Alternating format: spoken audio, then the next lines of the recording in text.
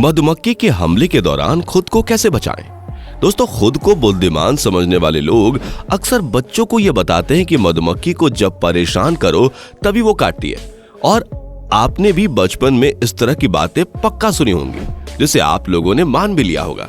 और कई सारे लोगों ने तो इस बात को सच समझकर अपने आप को मधुमक्खी का शिकार भी बनवा लिया होगा, क्योंकि मधुमक्खी एक बहुत ही गुस्सैल और छोटी बुद्धि का जीव है, जिसे अगर एक बार गुस्सा आ गया तो सामने दुनिया का सबसे सच्चा और अच्छा इंसान ही क्यों ना खड़ा हो, वो उसे भी कच्चा चबा जाएगी।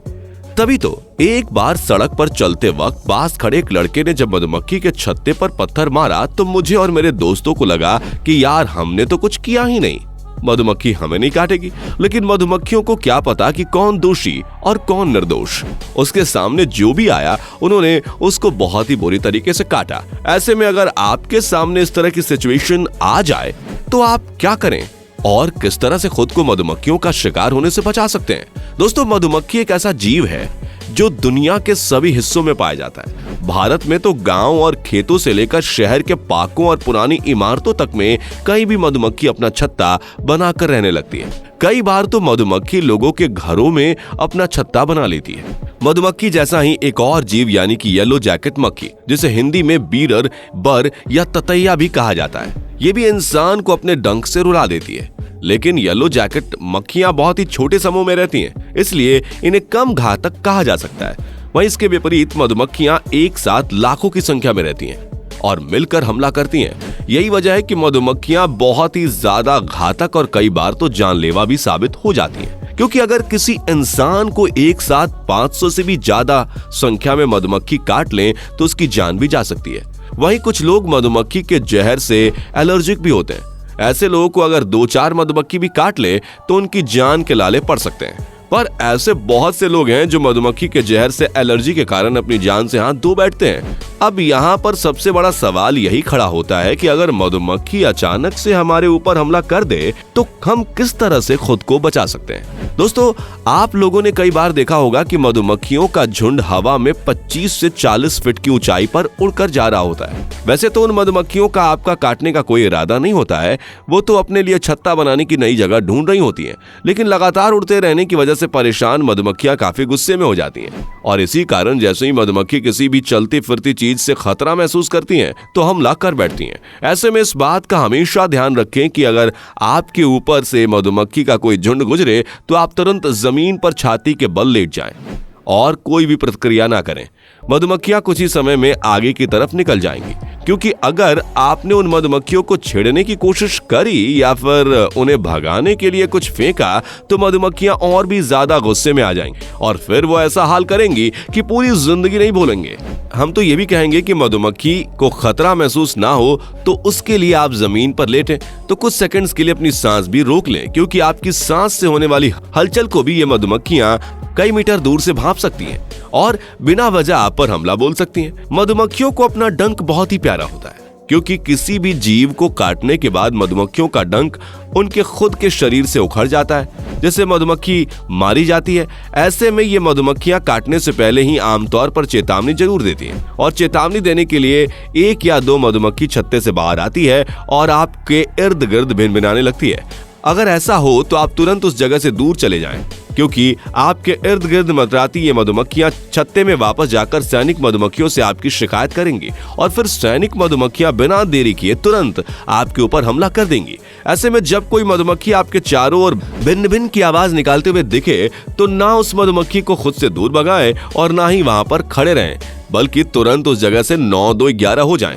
दोस्तों, मधुमक्खी से सावधान किस तरह रहा जाता है ये तो आपको समझ में आ गया होगा। लेकिन अगर कोई मधुमक्खी काटने लगे तो इस बात का हमेशा ख्याल रखें कि भले ही मधुमक्खी छोटा सा जीव है, लेकिन जब ये किसी के ऊपर हमला करती है तो इसका मुकाबला शेर जैसे खूंखार और हाथी जैसा विशालकाय जीव भी नहीं कर सकता। हम तो फिर भी इंसान हैं। ऐसे में गुस्साई हुई मधुमक्खी का सामना सिर्फ एक ही तरीके से किया जा सकता है और वो है भागो। जितना तेज हो सके उतना तेज भागो। आमतौर पर देखा जाता है कि मधुमक्खी बहुत लंबी दूरी तक अपने शिकार का पीछा नहीं करती है। अपने छत्ते से ज्यादा 250 से 300 मीटर दूर तक की मधुमक्खियां जाकर वापस लौट आती हैं। इसलिए यह दूरी आपको जितनी जल्दी हो सके पूरी करनी है और जब आप दौड़े तो बिल्कुल सीधे रेखा में दौड़ें। अपने चेहरे को भागते हुए अपनी कमीज में छुपा लीजिए और दौड़ने के दौरान ये कोशिश करिए कि आप अपने हाथों को ना हिलाएं, क्योंकि मधुमक्खियां सिर्फ हिलती डुलती चीजों को ही देख सकती हैं। अगर आपके हाथ में कोई थैला या अन्य वस्तु है तो उसे हवा में लहराकर दूर फेंक दें, जिससे ज्यादातर मधुमक्खियां आपका पीछा छोड़कर आपके द्वारा फेंके गए थैले या वस्तु की ओर लपक लेंगी। और दोस्तों, दौड़ते वक्त आपको जो कोई भी जगह दिखाई दे वहां घुस जाएं, फिर चाहे वो गाड़ी हो या खेत हो या पार्क में बना ट्यूबवेल के लिए कोई कमरा हो या फिर आपके किसी पड़ोसी का घर ही क्यों ना हो। और जैसे ही आप अंदर घर में घुस जाएं, तुरंत दरवाजा बंद कर लें। हो सकता है कि कुछ मक्खियां भी आपके साथ अंदर घुस जाएं, इसलिए अगर अंदर लाइट जल रही है तो लाइट को बंद कर दें, क्योंकि अंधेरे में मधुमक्खियों की नजर बहुत कमजोर होती है, जिस कारण मधुमक्खियां कमरे में किसी खिड़की से आती हुई रोशनी की तरफ चली जाएंगी। साथ ही आप किसी रजाई या कंबल में दुबक जाएं ताकि मधुमक्खियों से बचाव हो सके। लेकिन अगर दौड़ते हुए आपको कोई जगह ना मिले तो कीचड़ से भरा हुआ पानी भी आपकी काफी मदद कर सकता है। कीचड़ में लेट जाएं और अपने शरीर के हर हिस्से में कीचड़ लपेट लें, जिससे मधुमक्खियां आपको नहीं काटेंगी।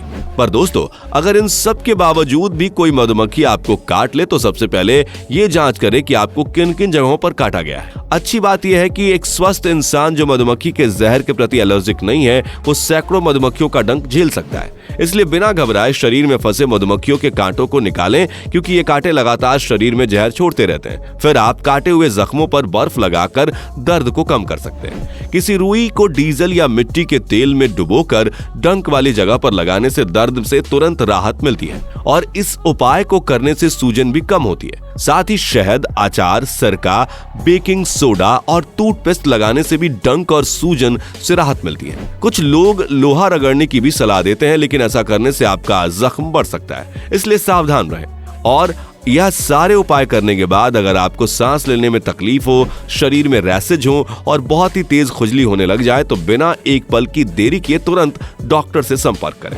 दोस्तों, अब तो आपको समझ में आ गया होगा कि आप किस तरह मधुमक्खी के वार से खुद को बचा सकते हैं। बाकी आपका वीडियो के बारे में क्या ख्याल है, कमेंट में जरूर बताएं। और इस तरह की वीडियोस को देखते रहने के लिए चैनल को लाइक, शेयर और सब्सक्राइब करना ना भूलें।